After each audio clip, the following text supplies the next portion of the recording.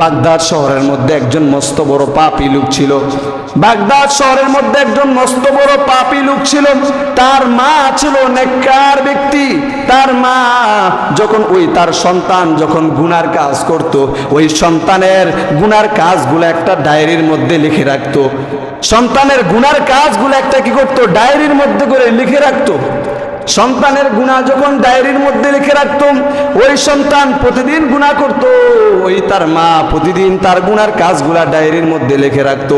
একদিন হঠাৎ করে রাতের বেলায় একজন মহিলা এসে ওই পাপীর ঘরের সামনে এসে বলতেছে, হে ভাই, ঘরের মধ্যে কেউ কি আসো?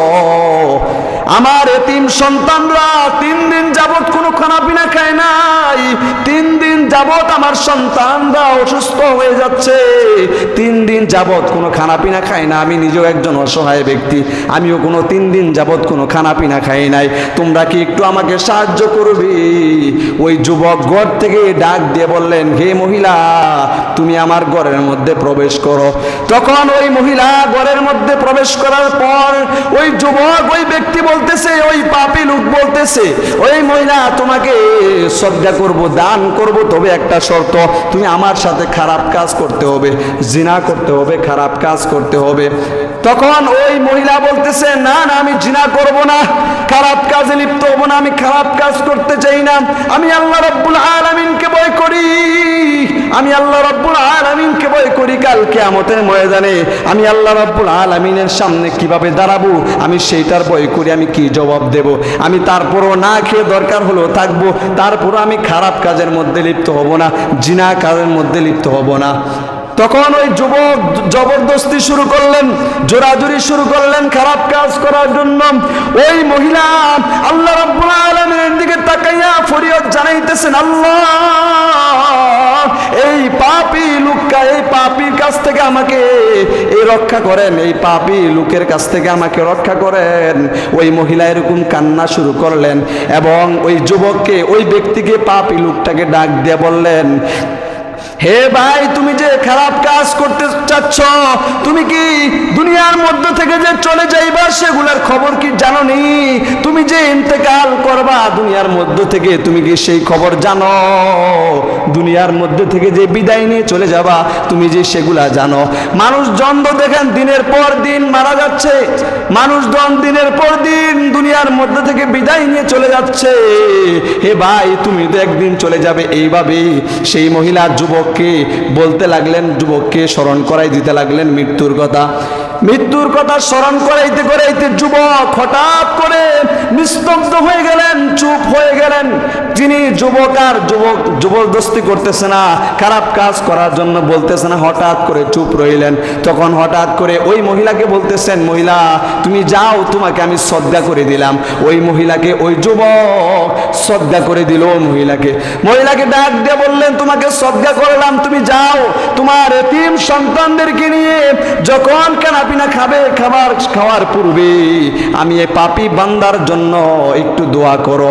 তখন সেই মহিলা যখন বাড়িতে চলে গেলেন, সন্তানদেরকে নিয়ে যখন খাবার খাওয়ার জন্য এক টেবিলের মধ্যে বসলেন, এক টেবিলের মধ্যে যখন সন্তানদেরকে খাবার নিয়ে যখন একত্রে বসলেন, বসার পরে ওই নারী, ওই মহিলা, তিনি আল্লাহ রাব্বুল আলামিনের কাছে 2 হাত বাড়াইয়া দোয়া করতেছেন যে পাপী লোকটা যেন হেদায়েত হয়ে যায় এবং পাপী লোকটার যেন পাপগুলা মোচন হইয়া যায়। তখন সেই পাপী লোকটা, সেই পুরুষ, সেই পাপী লোকটা, তিনি আল্লাহ রাব্বুল আলামিনের নিকট সিজদায় পড়ে গেলেন, দোয়া করতেছেন, নামাজ পড়া শুরু করে দিলেন, সিজদায় পড়ে গেলেন যে আল্লাহ, জীবনে বহু অন্যায় করেছি, অপরাধ করেছি, মাফ করে দেন, আমি আর খারাপ কাজে লিপ্ত হব না, অশ্লীল কাজে লিপ্ত হব না, আপনি আমাকে মাফ করে দেন। সকালবেলা উঠে তিনি যখন, তার মা যখন সবসময় সেই ব্যক্তি খারাপ কাজ করতো, খারাপ কাজগুলা ডায়েরির মধ্যে লিখে রাখতো, তখন তার মার ওই ডায়েরিটা খুলে দেখে তার ডায়েরির মধ্যে একটাও খারাপ কাজের কথা লেখা নাই। বলেন আল্লাহু আকবার। ওই যুবকের একটাও খারাপ কাজের কথা লেখা নাই ডায়েরির মধ্যে। তিনি যুবক অবাক হয়ে তিনি আল্লাহ রাব্বুল আলামিনের নিকট সিজদায় পড়ে গেলেন যে আল্লাহ, আমাকে আল্লাহ আপনি আমাকে মাফ করে দেন। তিনি খাঁটিভাবে বিশুদ্ধভাবে তওবা করে আল্লাহ রাব্বুল আলামিনের নিকট বলতেছেন, হে আল্লাহ, আপনি আপনার দিদারে আমাকে নিয়ে যান, আপনার দিদারে আমি যেতে চাই।